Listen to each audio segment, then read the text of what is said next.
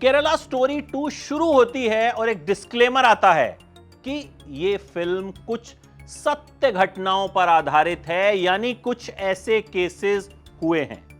मैंने ऐसा केस अपने आसपास नहीं देखा, लेकिन मैंने अपने आसपास ऐसे लोग जरूर देखे जिन्होंने मुझे बताया कि हां, इस तरह के कुछ केस हुए थे। लेकिन क्या यह फिल्म प्रोपेगेंडा है, एजेंडा है? इस तरह की फिल्मों के साथ दिक्कत यह होती है कि इन्हें रिव्यू किया कैसे जाए, क्राफ्ट पे रिव्यू किया जाए या फिर एजेंडा और प्रोपेगेंडा पे रिव्यू किया जाए।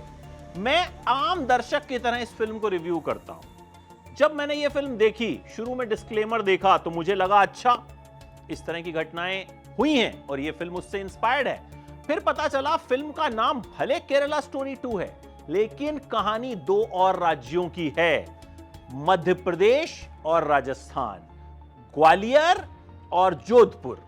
3 लड़कियां 3 मुस्लिम लड़कों के इश्क में पड़ती हैं और फिर उनके साथ जो ज्यादती होती है वो जिस तरह से इस फिल्म में दिखाई गई है, आपकी रूह कांप जाती है। जी हां, मैं अभी इस पे बात नहीं कर रहा हूं कि वो सच है या नहीं है, वो हुआ था या नहीं हुआ था, उस पे बात थोड़ी देर बात करेंगे। लेकिन जिस तरह से दिखाया जाता है कि उन्हें किस तरह से प्यार के झांसे में फांसा गया, फिर किस तरह से जबरदस्ती उनका धर्म परिवर्तन कराया गया, फिर किस तरह से उनके साथ गैंगरेप किया गया, उन्हें बीफ खिलाया गया, मतलब ऐसी ऐसी चीजें दिखाई जाती हैं कि आप आंखें बंद कर लेते हैं।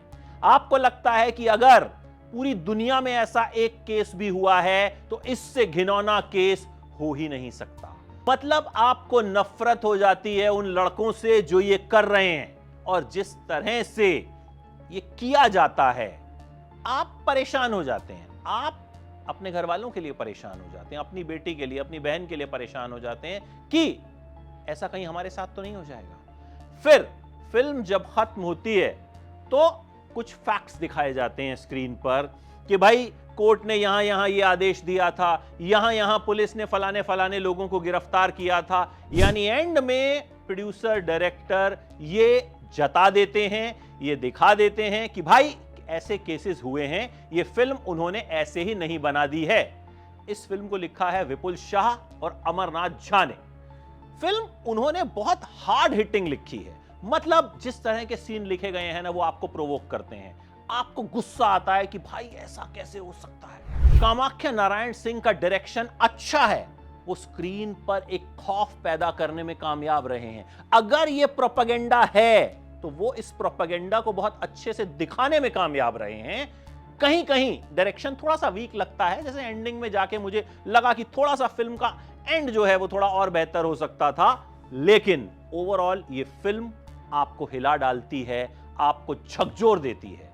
फिल्म 3 लड़कियों की कहानी है और उन तीनों का किरदार निभाया है उल्का गुप्ता ने, ऐश्वर्या ओझा ने और अदिति भाटिया ने। इन तीनों ने जिस तरह का काम किया है वो कमाल है। तीनों अपने अपने कैरेक्टर्स में पूरी तरह से फिट लगती हैं। तीनों उस दर्द को बहुत अच्छे से स्क्रीन पे पेश करती हैं जिस दर्द को दिखाने के लिए यह फिल्म बनाई गई है। अब सवाल यह है कि क्या इस तरह की फिल्में बननी चाहिए? देखिए, इसकी 2 ही विचारधाराएं होती हैं, लेफ्ट और राइट। एक जो कहते हैं बिल्कुल नहीं बननी चाहिए, ऐसी फिल्में नफरती फिल्में होती हैं। एक जो कहेंगे बिल्कुल बननी चाहिए क्योंकि लोग सतर्क हों, लोगों को पता चले कि ऐसा भी होता है। अब ये मैं आपके ऊपर छोड़ता हूं कि इस तरह की फिल्मों को आप प्रोपेगेंडा कहेंगे या नहीं कहेंगे, क्योंकि मेरा मानना है कि अगर इस तरह का एक भी केस हुआ है तो वो घिनौना है।